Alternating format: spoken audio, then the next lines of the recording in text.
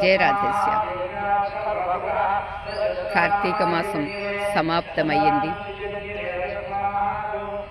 ఈరోజు పోలి స్వర్గానికి వెళ్ళింది అని మనమంతా గుర్తు తెచ్చుకొని, వ్యక్తికి కావలసింది భక్తే తప్ప కులం కాదు, గుణమే తప్ప అక్కడ ఆమెకు ఉండేటటువంటి వారికి ఉండేటటువంటి సామర్థ్యం కాదు అనేది మనకి ఈ పోలీస్ స్వర్గం నిమిత్తంగా ఒక సందేశంగా మనమంతా గుర్తు తెచ్చుకోవాలి.